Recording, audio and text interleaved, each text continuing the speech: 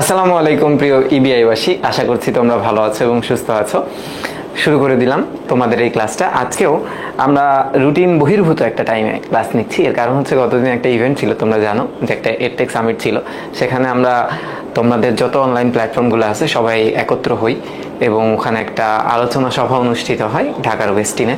তো এই কারণে আমরা কেউই আসলে আমার মনে হয় না কোনো প্ল্যাটফর্মে আসলে ক্লাস নিতে পারছিল। তো ক্লাসটা পিছিয়ে পরদিন অর্থাৎ আজ আমরা নিচ্ছি। তোমরা একটু যুক্ত হও। আজকে আমরা তৃতীয় অঙ্কের দুইটা দৃশ্য পড়বো, একটা হচ্ছে প্রথম দৃশ্য এবং দ্বিতীয় দৃশ্য। খুব সুন্দর মতো আমরা পড়ার চেষ্টা করব, ঠিক আছে? এখানে চরিত্র বিবরণের স্লাইডটা আমি বের করে রাখছি। অনেকের বলে নতুন সিলেবাসে বা নতুন বইগুলোতে বলে চরিত্র বিবরণী নাই, কিন্তু এটা হবার কথা না, তাই না? এই যে এখান থেকে আজকে আমরা পড়াটা শুরু করব। ওকে, এখান থেকে পড়াটা শুরু করব। তো আমরা একটু চেক দিই সব কিছু ঠিকঠাক আছে কিনা, তারপরে আমি বুঝতে পারবো যে আসলে পড়াটা শুরু করা যাবে কিনা। বহির্ভূত একটা টাইমে ক্লাস নিচ্ছি, এর কারণ হচ্ছে আমরা হ্যাঁ একদম একদম ঠিকঠাক আছে সবকিছু, একদম তোমরা যুক্ত হলেই হয়ে যাবে। আলো বাড়াতে হবে, একটু একটু আলো বাড়াবো, একটু আলো বাড়াই, সমস্যা নেই।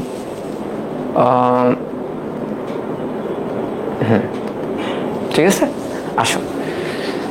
এই টাইমে অফিস থেকে ক্লাস নিতে হয়, তো আমার বাসার স্টুডিওতে এগুলো আবার সবকিছু সেট আপ করা আছে। হ্যাঁ, তো একটু এলোমেলো হয় আর কি। আর তোমরা দেখতে পাচ্ছ যে ক্যাপশনটা কিন্তু ইংরেজিতে লেখা। এর কারণ হচ্ছে অফিসের ম্যাকে বাংলা লেখা যায় না, তাই আগেরটা কপি করে যতটুকু বাংলা অংশ বাদ দেওয়া যায় ততটুকু দিয়ে আমি আপাতত সাবমিট করছি। পরে দেখবা ক্লাস শেষ হতে হতে ক্যাপশন চেঞ্জ হয়ে গেছে। এখন আমরা একটু খেয়াল করতে হবে, একটু খেয়াল করতে হবে। আমাদের এটা হলেই কিন্তু কোর্সটা শেষ হয়ে যায়, কোর্সটা কিন্তু শেষ হয়ে যায়, হ্যাঁ, এই নাটকটা হলে। আর বাকি যত কন্টেন্ট তোমরা সময় সময় বা আমার কাছে চাবা, আমি সেগুলো তোমাদেরকে রেকর্ডেড আকারে দিতে থাকবো। ওকে, এখন শুরু করা যাক, তাই তো? এই যে দেখো, আমরা গতদিন যেটা পড়লাম সেটা হচ্ছে ফাইনাল একটা ডিল হলো, যে বাংলাকে আসলে কি বিক্রি করে দেওয়া হবে বা ইংরেজদের হাতে তুলে দেওয়া হয়, সোজা বাংলায় যদি আমরা বলি। আমরা একটু খেয়াল করো, আমরা গত পর্বে কোনো প্রবলেম নাকি?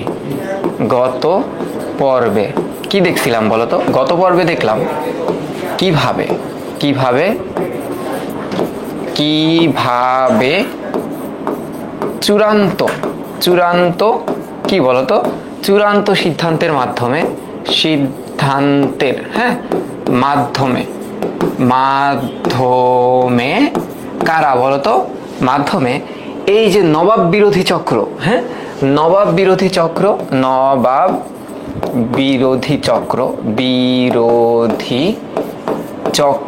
হ্যাঁ, ইংরেজদের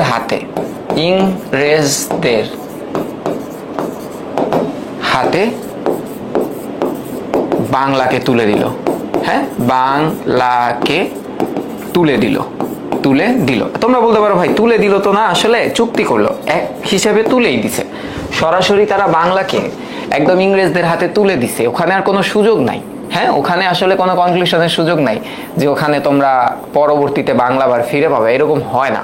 তোমরা একটু দেখো, এবার খেয়াল করো, এই যে এই দৃশ্যটা না অত গুরুত্বপূর্ণ কোনো দৃশ্য না তোমাদের, মানে বাকি যে কয়টা দৃশ্য পড়ছো সেগুলোর মতো। হ্যাঁ, এটা একটা বলতে পারো যে একটা ইমোশনাল পর্ব। হ্যাঁ, কি একটা পারিবারিক ইমোশনাল পর্ব। এটা হচ্ছে একটা পারিবারিক তোমরা ইমোশনই ধরলাম, ইমোশনাল একটা দৃশ্য, ঠিক আছে? একটা দৃশ্য, ঠিক আছে। আচ্ছা, তুলনামূলকভাবে এই দৃশ্যে চরিত্র কম, এবং সব থেকে কম চরিত্র আছে এই দৃশ্যটাই। একটু খেয়াল করো, আমরা এখন কত তারিখে আছি? এই তারিখটাও নির্দিষ্ট কোনো তারিখ না, মানে বাংলার বিরুদ্ধে যখন ইংরেজরা যুদ্ধ করে, বাংলার বিরুদ্ধে না, আসলে বলা যাবে যে নবাবের বিরুদ্ধে যখন যুদ্ধটা করবে, ওইটার ঠিক অন্তিম মুহূর্তে, একদম আগ মুহূর্তে। কিরকম দেখো, 1957 সাল, আমরা জানি পলাশির যুদ্ধ 23শে জুন হয়। তো এই তারিখটা দেখো, 10 জুন থেকে 21শে জুনের মধ্যবর্তী কোনো একটা সময়ে কিছু একটা হয়েছিল, সেটাই তুলে ধরার চেষ্টা করতেছে, ঠিক আছে? আমি একটি এভরিওয়ান মেনশন দিই।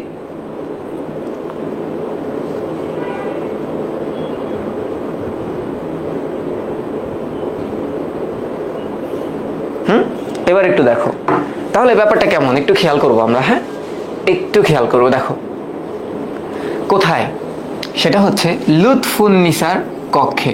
এই লুৎফুন্নিসাকে আমার স্ত্রী, তাই না? চলো, আমি তো নবাব, আসলে দেখি আমার স্ত্রী আসলে আমার থেকে কি চায়, একটু দেখবো আমরা।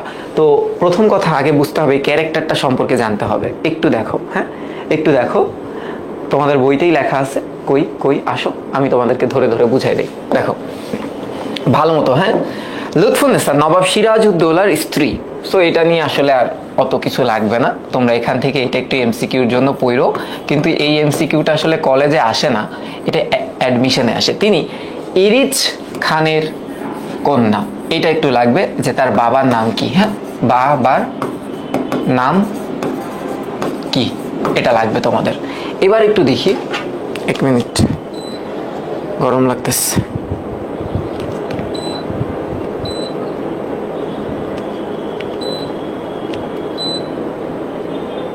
ওকে, দেখো আচ্ছা, 1746 সালে নবাব সিরাজউদ্দৌলার সাথে মহা ধুমধামে লুৎফুন্নেসার বিবাহ হয়েছিল। হ্যাঁ, কিন্তু তার জীবন কুসুমাস্তীর্ণ ছিল না, মানে খুব সুন্দর একটা ছিল না।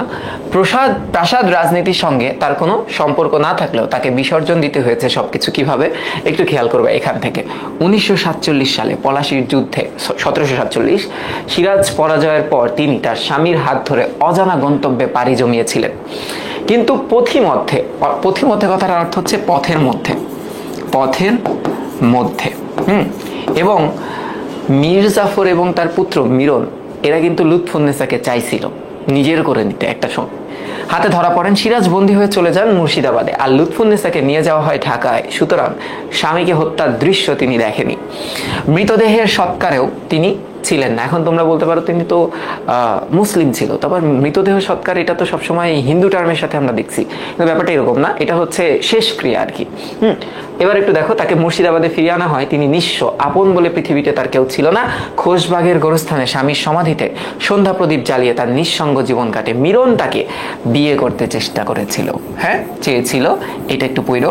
কিন্তু তিনি, লুৎফুন্নেসা ঘৃণ ভরে তা প্রত্যাখ্যান করে এবং 1970 পর্যন্ত তিনি বেঁচে ছিল, আসলে বেশি দিন বাঁচতে পারেনি। তো এতটুকু একটু তোমার মনে রাখতে হবে এখানে।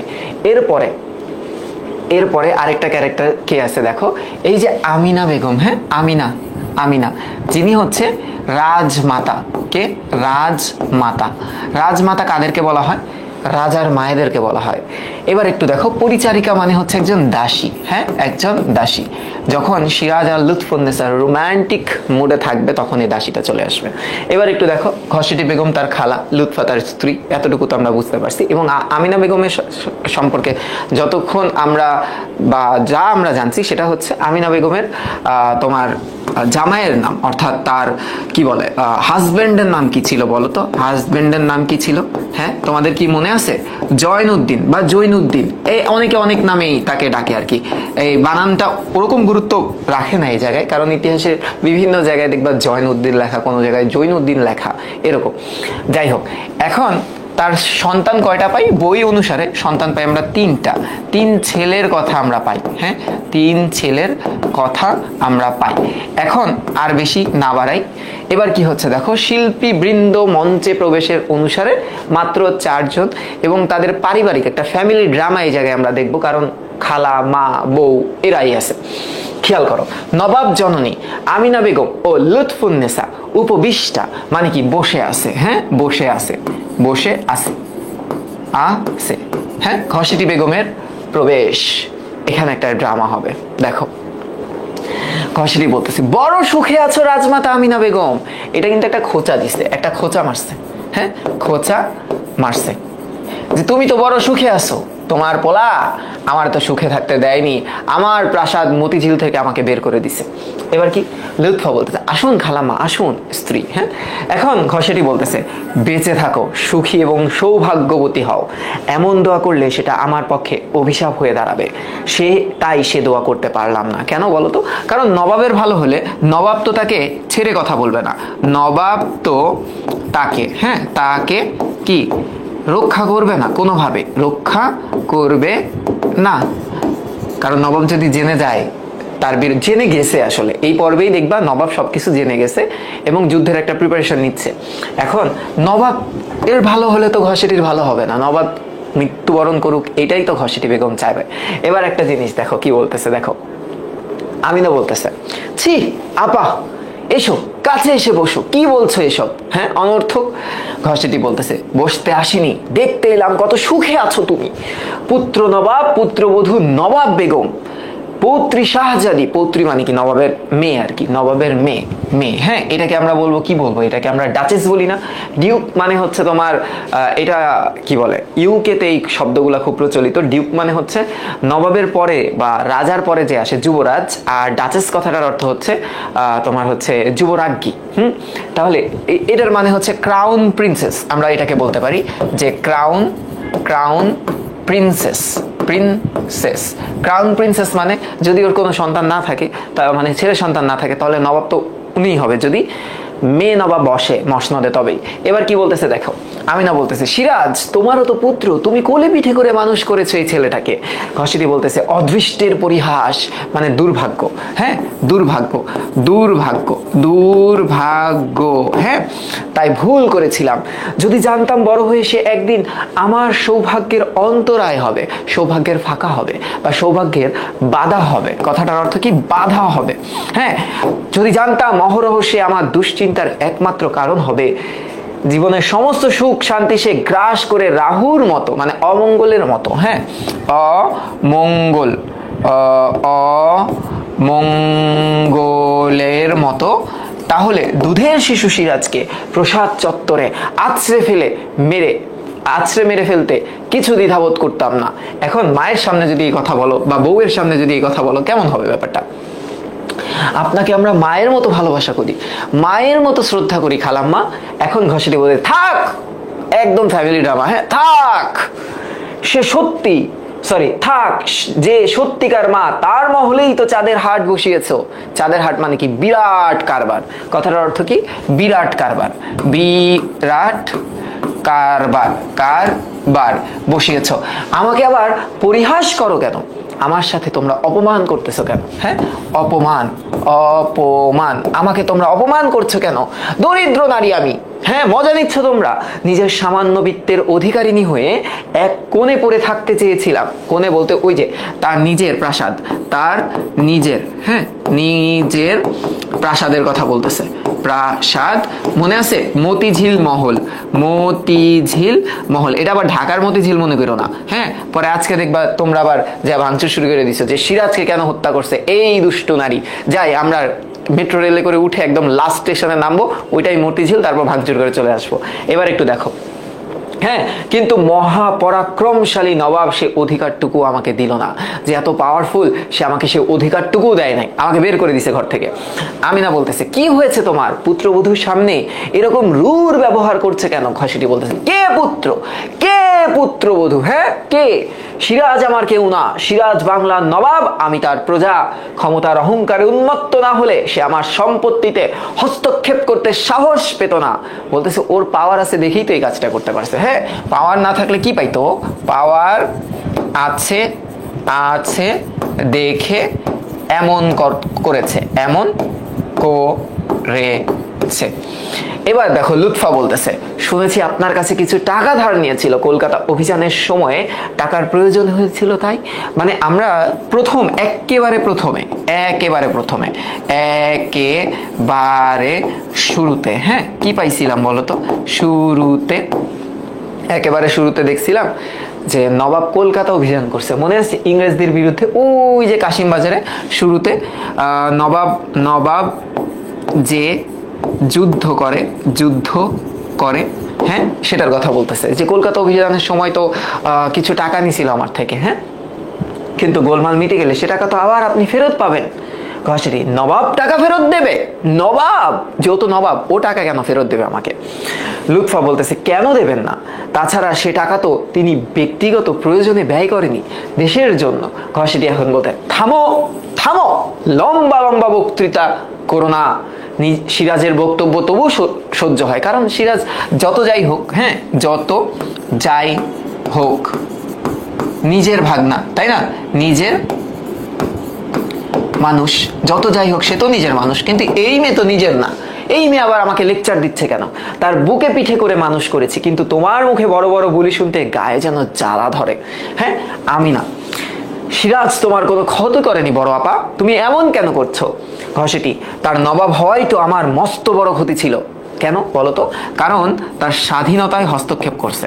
স্বাধীনতায় কি করছে? হস্তক্ষেপ করছে, হস্তক্ষেপ, ঠিক আছে, হস্তক্ষেপ করেছে। এটা ধারণা, এটা আসলে ঘসেটির ধারণা। আমি না বলতেছে নবাবী সে তো কারোর কাছ থেকে কেড়ে নেয়নি, ভূতপূর্ব নবাবী তাকে সিংহাসন দিয়ে গেছে। ভূতপূর্ব কথাটার অর্থ কি? মানে আগের নবাব।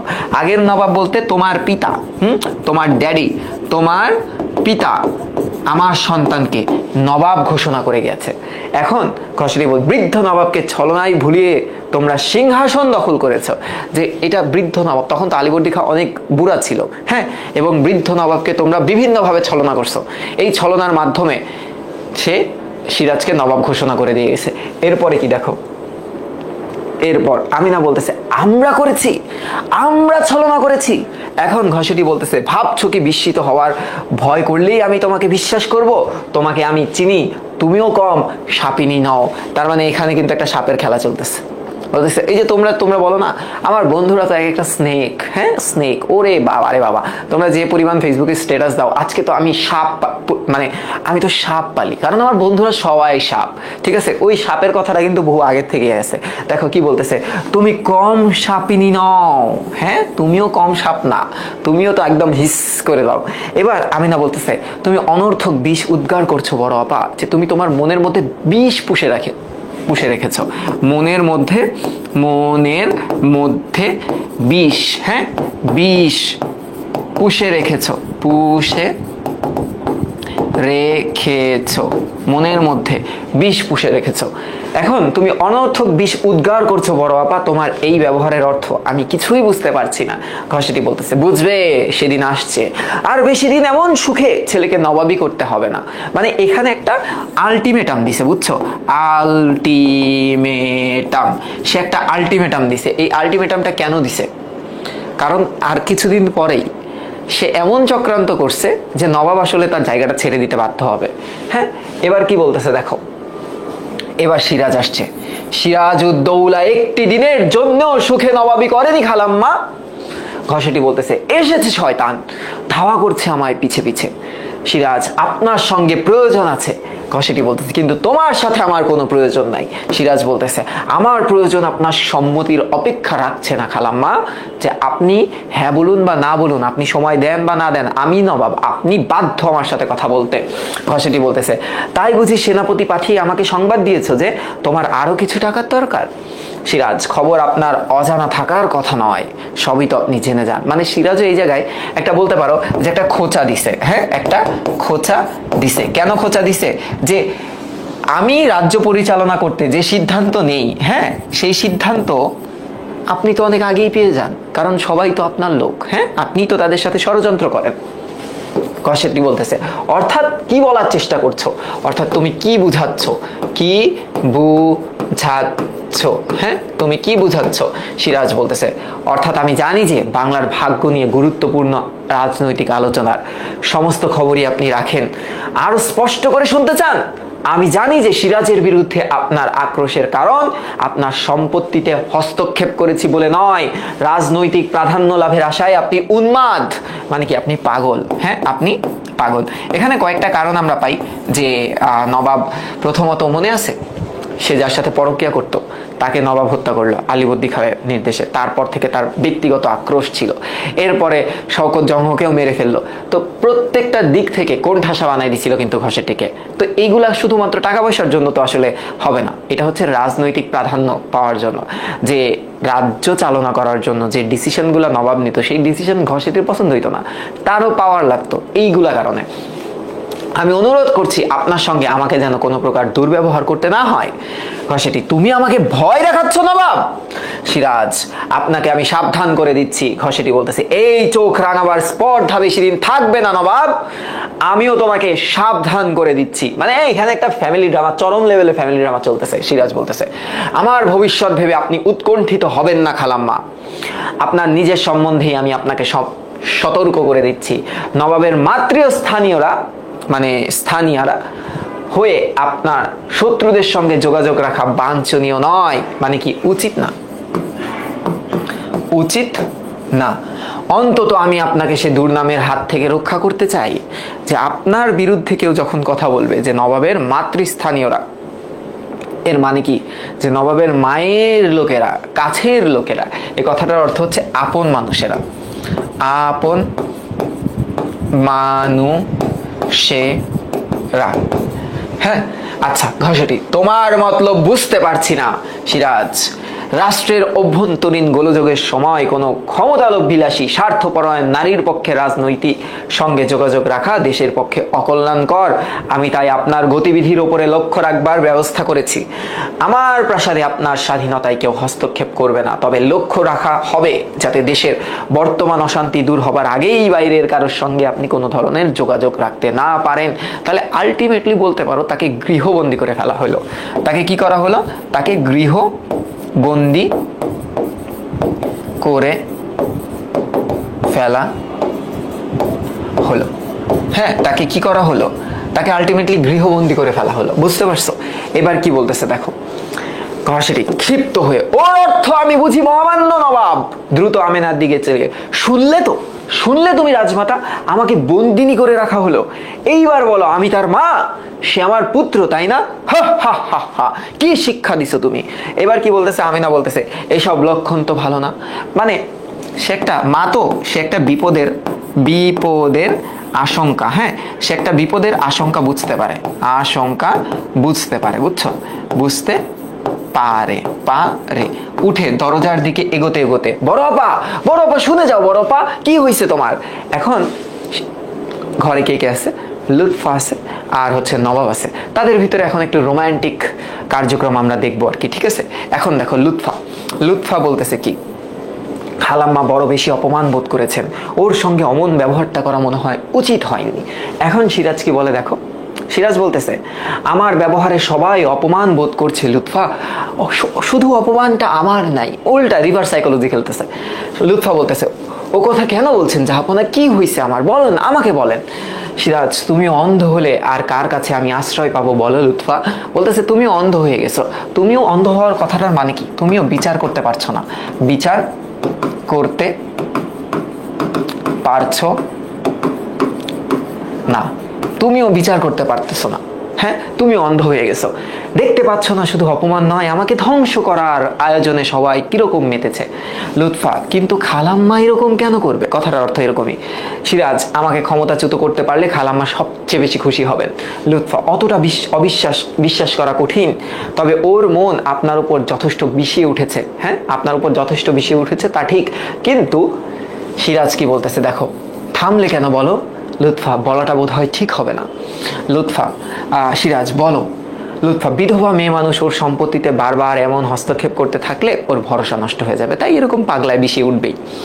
এখন সিরাজ বলতে, লুৎফা তুমিও আমাকে বিচার করতে বসলে? লুৎফা, করো, আমার কোনো আপত্তি নেই। দাদু মরবার পর থেকেই এই কমাসের ভেতর আমি এতটা বদলে গেছি, তুমি আমার নিকটতম হয়েও তা বুঝতে পারলে না লুৎফা। জাহাপনা, এই লুৎফা বলতে, জাহাপনা না, এমন ভাববেন না আপনি, না প্লিজ, আমি এমন বোঝাতে চাইনি আপনাকে।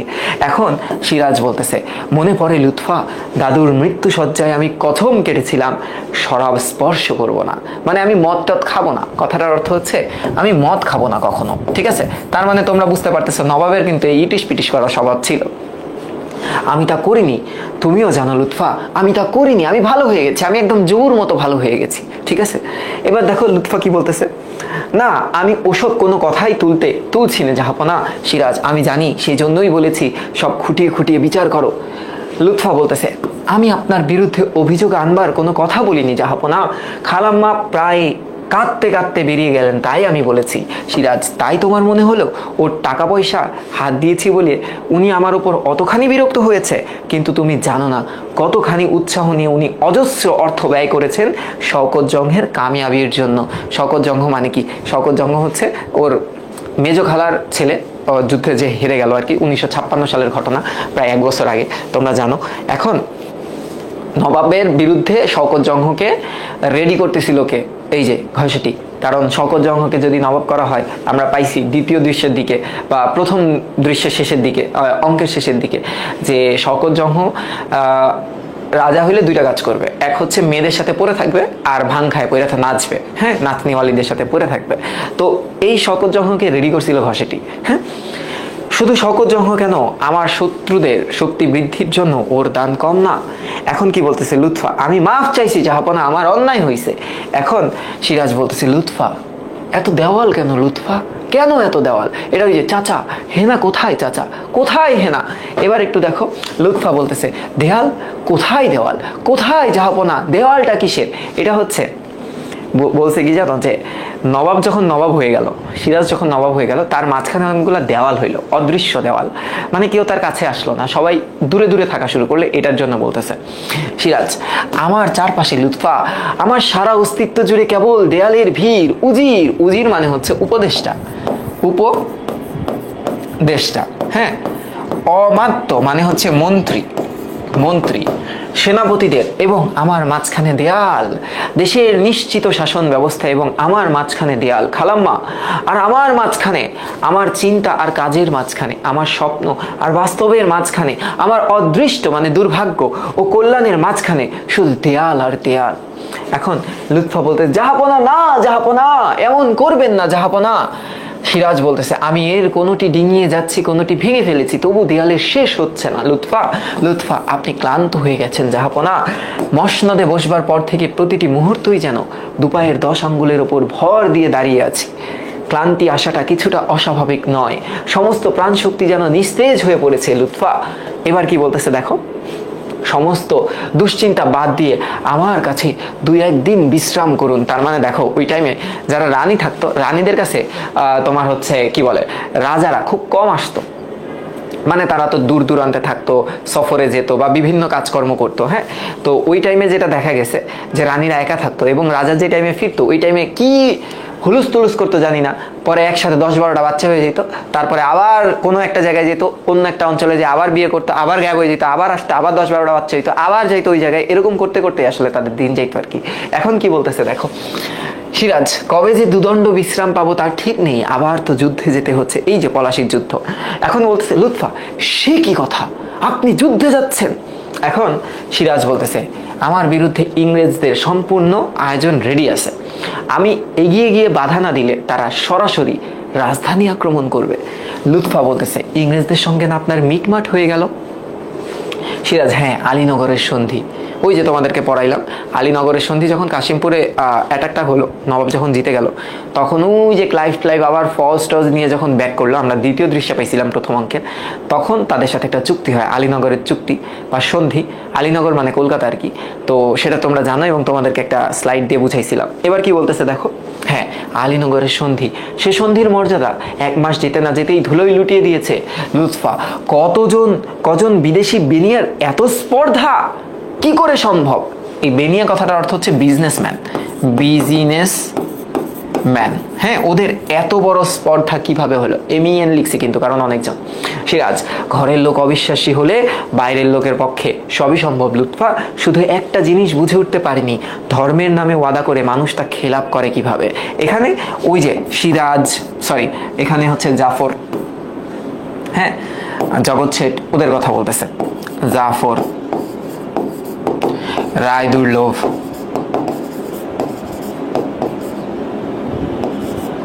জগৎ শেঠ, এদের নাম বলতেছে, বুঝছো? কারণ ওদেরকে তো তোমার ধর্মীয় গ্রন্থ দিয়ে কসম কাটাইছিল। এবার কি হইলো দেখো, একটু ভালো মতো দেখো। লুৎফা কোনো প্রতিকার করতে পারেননি জাহাপনা? হ্যাঁ, এখন একটু খেয়াল করো। সিরাজ পারিনি, চেয়েছি, চেষ্টাও করেছি, কিন্তু শেষ পর্যন্ত ভরসা পাইনি। হ্যাঁ, রাজবল্লভ জগৎ শেঠকে কায়েদ করলে মীর জাফরকে ফাঁসি দিলে হয়তো প্রতিকার হতো, কিন্তু সেনাবাহিনী তা বন্দোবস্ত হ্যাঁ বরদাস্ত করতো কিভাবে? মানে ওখানে একটা, এটাকে বলে মিলিটারি কু, আমরা এই শব্দটা শুনছি, বর্তমান রাজনীতির সাথে এই শব্দটা খুব বেশি সম্পৃক্ত। মিলিটারি কু মানে কি জানো? সেনা বিদ্রোহ, সেনা বিদ্রোহ বা এই যে মিলিটারি কুগুলো যখন হয় তখন কিন্তু সেনাবাহিনীর হাতে ক্ষমতা চলে যায়। হ্যাঁ, যে সেনাবাহিনী তা মেনে নিত কিভাবে, কারণ সেনাবাহিনীদের ভিতরে কিন্তু মীর জাফর অনেক জনপ্রিয় ছিল। মীর জাফরের সাথে কিন্তু সেনাবাহিনীর লোকেদের কোনো সম্পর্ক খারাপ ছিল না, কারণ সে তো সেনা প্রধান। হ্যাঁ, সিপাহ সালার। এবার দেখো লুৎফা, থাক ওসব কথা, আজ আপনি বিশ্রাম করুন, আসুন আসুন আমার কোলে, আপনি বিশ্রাম করবেন আজকে। সিরাজ বলতেছে থাক, কাল সকালেই দেশের পথে ঘাটে লোকের মুখে মুখে ছড়িয়ে পড়বে যুদ্ধের আয়োজন ফেলে রেখে হারেমের কয়েকশো বেগমের সঙ্গে নবাবের উদ্দাম রাসলীলার কাহিনী। আহা কি মজা। এখন দেখো হারেম কি জানো, হারেমে মূলত উপপত্নী যাদেরকে বলা হয় বা দাসী যাদেরকে বলা হয়, মানে একজন পুরুষের অনুমতি থাকতো এই হারেমে প্রবেশ করার। মানে ওই টাইমে হারেমটা এখানে নেগেটিভ সেন্সেই বুঝাইছে যে ওখানে অনেক নারীরা থাকতো যাদের সাথে নবাব ঢুকে অনেক মজা মাস্তি করতে পারতো। কি মজা মাস্তি এটা তো বুঝতে পারতেছো। তো শওকত জংয়ের একটা হারেম ছিল যেখানে অনেক নারীরা থাকতো এবং সে সেই হারেমে প্রবেশ করে ফুর্তি করতো। এখন লুৎফা বলতেছে মহলে তো আর বেগমের সত্যিই কোনো অভাব নাই। ও আবার একটা খোঁচা মাইরা দিছে। হ্যাঁ, ও একটা খোঁচা মাইরা দিছে এই টাইমে। হ্যাঁ সত্যি কথা তো, এই মহলে তো অনেক সুন্দর সুন্দর মহিলা আছে।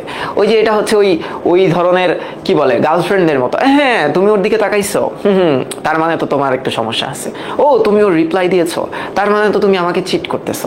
তো এই যে লুৎফা এখন এই মজাগুলা নিতেছে, বুঝছো? মজা না, আসলে লুৎফা আর কি বলছে যে মহলেও তো আসলে বেগমের অভাব নাই, খুব সুন্দর সুন্দর বেগম আছে। হ্যাঁ, এখন সিরাজ বলে ঠাট্টা করছো লুৎফা, মজা নিচ্ছ তুমি, আমি কষ্টে আছি।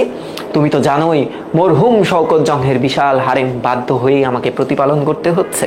যে ওখানেও তো নারীরা আছে, ওদের হারেম, ওখানে তো আমার প্রতিপালন নাকি আমার দেখভাল করা লাগতেছে, কারণ ওই মহিলাদের এখন আমি কি করব। লুৎফা সে যাক, আজ আপনার বিশ্রাম, শুধু আমার কাছে থাকবেন আপনি, শুধু আমরা দুজন একা থাকবো, মজা করব। এবার কি বলতেছে দেখো সিরাজ, অনেক সময় সত্যিই তা ভেবেছি লুৎফা, তোমার খুব কাছাকাছি বহুদিন আসতে পারিনি, আমাদের মাঝখানে একটি রাজত্বের দেয়াল আছে। মাঝে মাঝে ভেবেছি এই বাধা যদি দূর হয়ে যেত, নিশ্চিন্ত সাধারণ গৃহস্থের ছোট্ট সাজানো সংসার আমরা পেতাম। এই বলে ধরো জড়াইটা ধরছে, এমনি জড়াই ধরছে, আই লাভ ইউ বলা শুরু করছে। আর ওই টাইমে এক দাসী এসছে, ঠাক ঠাক ঠাক ঠাক। হ্যাঁ, পরিচারিকার প্রবেশ। এখন পরিচারিকা বলতেছে বেগম সাহেবা। লুৎফা তার দিকে এগিয়ে আসতে আসতে যাবো না, এখন বিশ্রাম করছে, যাও যাও। এবার কি হলো দেখো, পরিচারিকা বলতেছে সেনাপতি মোহনলালের কাছ থেকে একটা খবর আসছে। এবার সে পেছাই গেছে। মোহনলাল তো খুব ইম্পর্টেন্ট এবং নবাবের সহযোগী মোহনলাল মীরমর্দান। এখন লুৎফা বলতেছে না, যেও না তুমি। এখন সিরাজ বলতেছে এগিয়ে আসতে আসতে মোহনলালের জরুরি খবরটা শুনতে দাও লুৎফা। লুৎফা এখন সামনে এসে, না তুমি যেতে পারবে না, তুমি আজকে আমার কাছে থাকবা। এবার বলো। লুৎফা বলতেছে আবেগ জড়িত কণ্ঠে, দেখো ও একটু ইমোশনাল হয়ে গেছে। কি বলতেছে, না এরকম কইলেন না নবাব, থাকেন আজকে আমার সাথে। এখন সিরাজ বলতেছে, দেখো সিরাজ কি বলতেছে, ক্ষণকালের জন্য লুৎফার দিকে মেলে রাখা নীরব দৃষ্টিতে স্নেহসিক্ত হয়ে উঠলো, মানে একজন আরেকজনের সাথে চোখাচোখি করতেছে। হ্যাঁ এইভাবে। এবার কি হয়েছে, কিন্তু পর মুহূর্তেই লুৎফার প্রসারিত বাহু সরিয়ে এভাবে সরিয়ে বেরিয়ে গেল। লুৎফা চেয়ে রইল সিরাজের চলে যাওয়া পথের দিকে, 2 ফোঁটা অশ্রু গড়িয়ে পড়লো 2 গাল থেকে। দৃশ্যান্তর। বলো এতটুকু ডান লেখো তোমরা। হ্যাঁ, তারপরে দৃশ্যটা পড়াবো। লেখো ডান। হ্যাঁ ডান লেখো।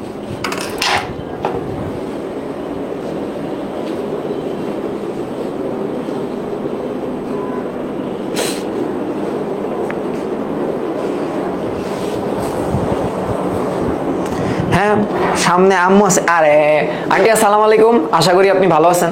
এখানে কি কিছু হচ্ছে আন্টি বলেন? আপনার সন্তান একদম ভালো জায়গায় ক্লাস করতেছে, ও মন দিয়ে বুঝতেছে। এই মন দিয়ে বোঝানোর টাইমে একটু ফিলিংস দিয়ে বুঝাইতে হয়। ফিলিংস দিয়ে বুঝাইলে ওরা সারা জীবন ফিলিংসের সাথেই মনে এগুলাকে ধারণ করতে পারবে আন্টি। কোনো টেনশন নাই আন্টি, আপনি এখন বিশ্রাম করুন, আপনি রেস্ট করুন, আপনি টিভি দেখুন, আর আপনার সন্তান আমার ক্লাস দেখুক, কোনো চিন্তা নাই। এবার আসো। ওকে ডান।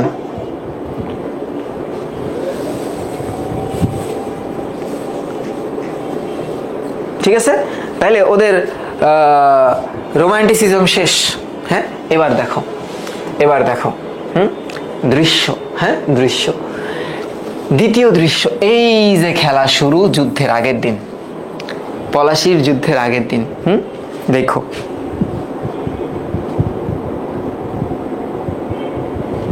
পলাশির যুদ্ধের আগের দিন। এটা ছোট পলাশিতে সিরাজের শিবির, মানে এখানে যুদ্ধের যত স্ট্র্যাটেজি আছে না, হ্যাঁ যুদ্ধের জিস, হ্যাঁ, নিয়ে নিয়ে আলোচনা হবে, আলোচনা, হ্যাঁ, যুদ্ধের স্ট্র্যাটেজি নিয়ে আলোচনা করা হবে। একটু খেয়াল করো, সিরাজ, সিরাজ, মোহনলাল, মীর মর্দান এবং বন্দি কোমর, হ্যাঁ, উমর বেগের ভাই কোমর বেগ, কোমর বেগ। এখন কারণ নাম যদি কোমর হয় আসলে ব্যাপারটা কেমন হয়? যদি ধরো এই যে এখন আমি তোমাদের এই যে আঙ্কেল আন্টি ধরো অনেকে ক্লাস দেখে, আমি যদি বলি এই কোমরকে ধরো, এখন কোমরকে ধরো মানে কি? কোমর ধরবে, আমার কোমর কে ধরবে? হায় রে, আমার ইজ্জতটা লুটে নিবে একেবারে। কোমর একটা নাম, কি নাম এটা? এই নাম কেন হবে? কোমর, এই কোমরকে ধরো। এখন কোমরকে ধরবে, কার কোমরকে ধরবে? আমি আমার কোমরকে ধরবো, তাই না? এটা কিন্তু একটা গুপ্তচর। এটা কি? এটা হচ্ছে মীর জাফরের গুপ্তচর, মীর জাফরের গুপ্তচর, গুপ্তচর উমর বেগ, উমর বেগের ভাই। এটা একটা ছোট্ট ক্যারেক্টার, হ্যাঁ, এটা একটা ছোট্ট ক্যারেক্টার। আর উমর বেগকে মেরে ফেলছে মোহনলাল। মীর মর্দান, মোহনলাল এই দুইজন শেষ পর্যন্ত নবাবের সাথে থাকবে। গভীর রাত্রে শিবিরের ভেতর নবাব চিন্তাগ্রস্ত পায়চারি করছে, মানে এভাবে চিন্তা করতেছে, হ্যাঁ রে আমি কি করব, আসলে এই দেশটাকে আমি বাঁচাবো কিভাবে, হ্যাঁ কি হবে আমার, যুদ্ধ কালকে কিভাবে আমি যুদ্ধ পরিচালনা করব, এরকম করতেছে। এখন গভীর রাত্রি, ভালো কথা, দূর থেকে শৃগাল, শৃগাল কথাটার অর্থ কি বলতো? শৃগালের অর্থ তোমরা বলো একটা প্রাণী, হ্যাঁ, একটা প্রাণী। এবং শৃগাল শব্দটা বিভীষণের প্রতি মেঘনাদে থাকার কথা। এবার দেখো, প্রহর ঘোষণার শব্দ ভেসে আসবে, হ্যাঁ, একটু দেখো তো, একটু দেখো, বলো।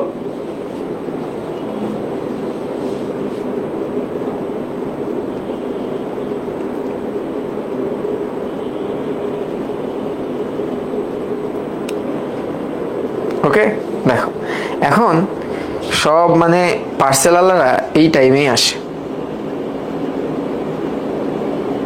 ওকে, এবার একটু দেখো, ভালো মতো দেখো, দেখো দূর থেকে শৃগাল প্রহর ঘোষণার শব্দ ভেসে আসে। ওই যে একটা মিম ভাইরাল হয়েছিল না 1 বছর বা 2 বছর আগে, ওই যে একটা গালি দিয়ে কইতো, ওই যে শাহিন ওকে ধরে ফেল।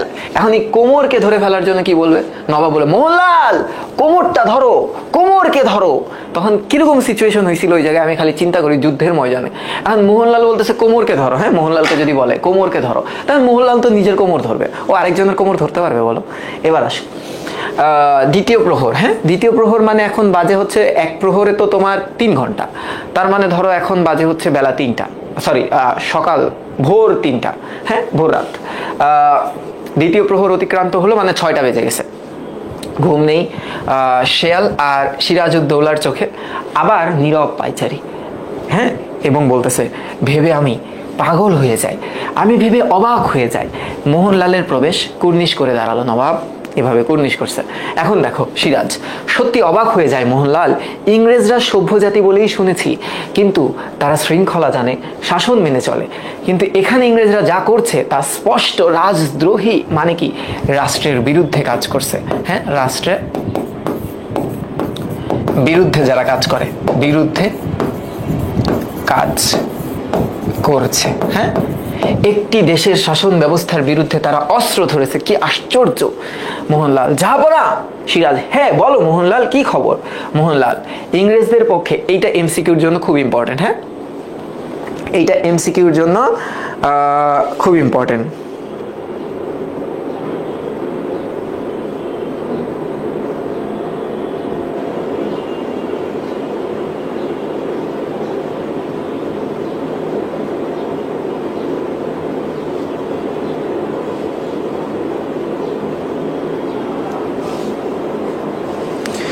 আরে পার্সেল আমার লিগেই আসতেছে, পাঞ্জাবি আছে একটা।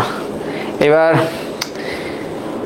ঈদে তো গরিব মানুষ, মানবতার দেয়ালও দেখি পাঞ্জাবি টাঞ্জাবি নাই, কারণ এখানে তো আমার মতো আরো কিছু পুয়ার মানুষ আছে, তাদের এগুলো খুব প্রয়োজন। তা আমি মানবতার দেয়ালে গেলাম, দেখলাম নাই, তখন একটা পাঞ্জাবি কেনার ইচ্ছা হইলো আর কি, মেলা দিন পরে, হ্যাঁ, 500-600 টাকার একটা পাঞ্জাবি আর কি, এটাই অর্ডার করলাম আর কি। এটাই আসার জন্য হয়তো বা এই পার্সেলওয়ালা ফোন দিতেছে, কারণ আমার পার্সেলওয়ালাও এমন একটা পার্সেলওয়ালা, আর আমি যে এত লয়াল একটা ছেলে তোমার ধারণার বাইরে, আমার পার্সেলওয়ালাও একজন, সেই আমাকে সব পার্সেল দেয়, যেখান থেকে অর্ডার দেয় এই লোকটারই আমি পাই। ঠিক আছে, মানে আমি আসলে লয়্যালটিটা আমার রক্তে রক্তে আছে, বুঝছো, আমি এত লয়াল। এবার আসো যে পার্সেল আলাকেও আমি পরিবর্তন করতে পারিনি। এবার কি বলতেছে দেখো, হ্যাঁ, ইংরেজদের পক্ষে মোট সৈন্য ছিল, ইংরেজদের মধ্যে মোট সৈন্য সংখ্যা মাত্র 3000। দেখো তারা অস্ত্র চালনায় সুশিক্ষিত, এই জায়গাতে ওরা একটু আগায় আছে।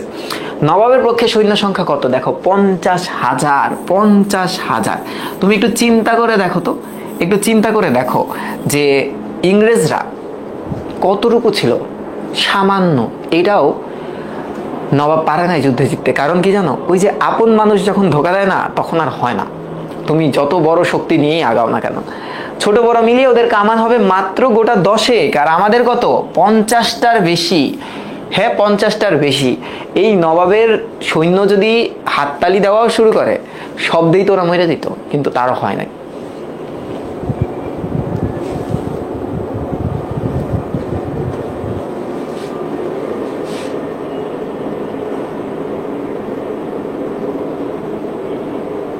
পাকিস্তানি দেশ আনছেন তা বললেই হইতো, পাকিস্তান দেশ স্বাধীন করছে কি এই কারণে? হ্যাঁ, এই কারণে তোমরা মিয়া।